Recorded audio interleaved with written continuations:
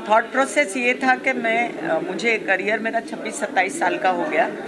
मैं पहले as a writer, music director, singer काम कर रही थी, जो के बीच में MP3 आया, रेडियो आया, तो म्यूज़िक कंपनी सब डाउन हो गई और कुछ म्यूज़िक इंडस्ट्री में ऐसे डाउनफॉल आया था।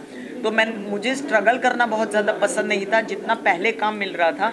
तो I entered into beauty with astrology और मैंने वो अपनी कमाई का ज़रिया बनाया। लेकिन उसके बाद जब उधर मैं सक्सेसफुल हो गई, क्योंकि लोगों ने मुझे एज एस्ट्रोलॉजर बहुत ज़्यादा पसंद किया, और जो मैं कैमरा के पीछे बहुत अच्छे अच्छे काम कर रही थी as a music director, writer, singer, तो वो मुझे इतना संतोष नहीं दे रहे थे जितना ज़्यादा मुझे ब्यूटी विद एस्ट्रोलॉजी की फाउंडर की हैसियत से बहुत ज़्यादा संतोष और नाम भी मिला। लेकिन अंदर मेरी माँ की आत्मा है, मेरा परिवार जो है पूरा आर्टिस्ट है, और as a writer, music director, singer, मैं जो पहले 13-14 साल काम कर रही थी उसमें मैं फिर से एंटर की, और मैंने सोचा कि मैं अब फिल्म इंडस्ट्री में मेरी ये 700 धुनें, मेरी ये 300-400 भजन मैं कैसे पेश करूँगी दोबारा। तो हमेशा एक ऐसी चीज़ होती है कि आप या तो स्ट्रगल करो, दरवाजे, जो मेरी नेचर में नहीं है। और फिर मैंने सोचा कि मैं अपनी चीज़ें दिखाने के लिए, जैसे मेरा YouTube/beauty with astrology फेमस हो गया अपने आप ही, 7-8 सालों में उसके 22 लाख व्यूज़ हो गए, 21,000 सब्सक्राइबर हो गए। उसी तरह मैंने अपना म्यूज़िक चैनल लॉन्च किया, YouTube/कामिनी खन्ना म्यूज़िक। इसके ज़रिए मैं आप लोगों तक अपना संगीत, अपनी आवाज़ और अपनी लेखन, और जितने लोग मेरे साथ हैं उन लोगों के, रागनी है, मेरा बेटा है, या अमित खन्ना, या आप कह लीजिए मेरे परिवार के लोग हैं, कई लोग हैं जो मेरे साथ काम करना चाहते हैं, या जो बाहर के बच्चे हैं या बड़े हैं, जो भी हैं, उन लोगों को मैं चांस दे पाऊँगी, उन लोगों का काम मैं खुद कर पाऊँगी, बजाय इसके कि मैं लोगों को बोलो ठक करके नॉक करके पूछूँ प्लीज़ सुन लीजिए मेरा गाना। मैं बड़ी 14 साल काम किया है और मैंने 300 ऐड बनाई है, और मैं बहुत सक्सेसफुल राइटर, म्यूज़िक डायरेक्टर रह चुकी हूँ। मैंने बैकग्राउंड म्यूज़िक भी किया फिल्मों के लिए, लेकिन वो सब बताने के लिए मेरी नेचर में वो नहीं रहा था, तो इसलिए मैंने कामिनी खन्ना म्यूज़िक लॉन्च किया। मैम, आवाज़ के अलावा लोगों को आपका एक्सप्रेशन भी बहुत अच्छा लगा, तो क्या कहना चाहेंगे उसके पीछे क्या राज है? राज ये है कि मैं बड़ी पहली बार प्रेस के सामने बोल रही हूँ कि मैं बाई बर्थ मैं डांसर थी। ये बहुत कम लोगों को मालूम है।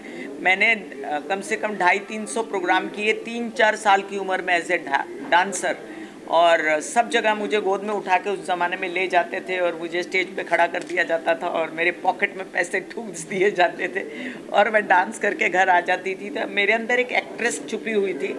मैंने मेरे पिताजी जो बहुत ही ज़बरदस्त एक्टर रह चुके, उन्होंने उनके सहयोग से मैंने 3 पिक्चरें साइन की 15-16 साल की उम्र में, जैसे वापस, नन्ही कलियाँ, ये सब जो मुझे मिली थी। बाद में वो हाथ से निकल गई मेरे, क्योंकि मेरी माँ को ये पसंद नहीं था कि जो मैं काम कर रही हूँ, तो मैं एक स्टूडियस, बहुत ही पढ़ने लिखने वाली लड़की थी और मैं यूनिवर्सिटी टॉपर थी, तो वो चाहती थी कि मैं पढ़ती रहूँ इसी तरह, और वो हमेशा जो कहती थी मैं मानती थी। सब जानते हैं कि गोविंदा जी भी हमेशा माँ के पुजारी रहे हैं और मैं भी माँ की ज़बरदस्त पुजारी रही। जो उन्होंने कहा बेटा ये काम नहीं करना, तुम एक्ट्रेस मत बनो, लेकिन अंदर एक्ट्रेस तो थी। तो आप लोगों ने जो देखा वो मेरे खून में है। मेरे डैडी हीरो थे, मेरी मम्मी हीरोइन थी, पहले 25 फिल्में एज ए हीरोइन कर चुकी वो।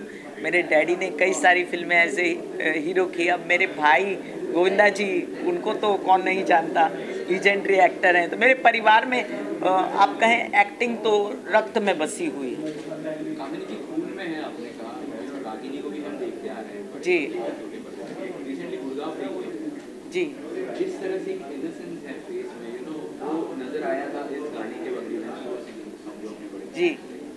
आपका फर्स्ट रिएक्शन था ये पूरा फुटेज ऑफ कोर्स देखा होगा और उनकी पहले की आपने काम ऑफ कोर्स देखा होगा, the first thing that comes to your mind from a mother's point of view? मैं रो पड़ी जब रागिनी का मैंने ये देखा, बिकॉज क्या होता है, आपका आर्ट जो होता है, जैसे रागिनी ने कहा, वो आपकी पर्सनल प्रॉपर्टी होता है ना। जब आप किसी को देते हो अपनी चीज़ और वो उसको साकार बना देता है, जैसे रागिनी ने साकार किया मेरे सपने को, उसने इतना अच्छा गाया, इतना अच्छा अभिनय किया और इतने अच्छे से पेश किया उसको कि मेरी आंखों में आंसू भर आए। गोविंदा ने भी बहुत अच्छा गाया था। गोविंदा को जब मैंने गवाया था ये गाना, तो एक्चुअली रागनी ने अनप्लग वर्जन गाया, कवर गाया, और गोविंदा ने ओरिजिनल गाया था। तो उसने भी पूरी मेहनत की थी और वो एल्बम बड़ा मशहूर हुआ था। कर दित्ती जान और भी कई गाने थे उसमें, पीले स्कर्ट वाली लड़की, नीले स्कर्ट वाली लड़की। तो पुरानी यादें ताज़ा हो गई मेरे अंदर का म्यूज़िक डायरेक्टर। जैसे आपने कहा कि आपके और आपकी मम्मी के बीच में बहुत अच्छे रिश्ते थे, तो क्या वही रिश्ते आपकी और रागिनी के बीच में भी मतलब वैसे ही गाइड करती है आप? देखिए, पुराना ज़माना नहीं रहा, तो आप वो बात अभी नहीं कर सकते हैं, क्योंकि मैं तो यस मैन थी और गोविंदा यस मैन था अपनी मदर का। आजकल के बच्चे यस मैन नहीं होते हैं, वो आप भी जानते हैं। लेकिन रागिनी शुरू से बहुत ही समझदार व्यक्तिमत्व है और रागिनी को मैंने कोशिश ये की कि एकदम खंबीर बनाऊं, उसको धीरज वाली लड़की बनाऊं, और मैंने शुरू से उसको उसी प्रकार उसका पालन पोषण किया है कि वो एकदम क्या कहते हैं उसको, ज़ोरदार व्यक्तिमत्व रहे। ऐसा नहीं कि वो छुई मुई बनकर कहीं घुस जाए। हाँ, कहीं घुस जाए वो, मैं कभी नहीं चाहती थी कि रागिनी छुई मुई बने। मैंने रागिनी को यहाँ तक के जेवर भी नहीं पहनने दिए कभी। आप देखेंगे रागिनी बहुत कम जेवर पहनती है, घड़ी पहनती है, या ससुराल गेंदा फूल में उसने हार्डली पहने होंगे, घड़ी अपनी वही बड़ी वाली पहनी होगी। तो मैं चाहती थी शुरू से कि रागिनी स्ट्रॉन्ग बने, काम करे। हमेशा लोग कहते थे, कामनी तू पंजाबी में पंजाब शादी हो गई थी मेरी, तो कहते तू अपनी बेटी नहीं ब्यानी, शादी नहीं करनी तुझे बेटी की। तो मैं कहती थी मेरी बेटी 10-11 लोगों की शादी करके फिर शादी करेगी। मेरी हाथ जोड़ के सबसे निवेदन है, सपोर्ट कीजिए YouTube/कामिनी खन्ना म्यूज़िक को। आप सभी सब्सक्राइब कीजिए, लाइक कीजिए, शेयर कीजिए। मेरा एल्बम अभी लॉन्च हुआ है, दरवाज़ा पे ठाड़ी रहूं, रागिनी का एल्बम लॉन्च हुआ है, कभी कभी किसी से। इसके अलावा भी गणपति आ रहे हैं, तो गणपति बापा का सॉन्ग भी आप सुन सकते हैं, आप स्प्रेड कर सकते हैं इसे। और ज़्यादा क्या कहूँ, धन्यवाद, बहुत बहुत धन्यवाद।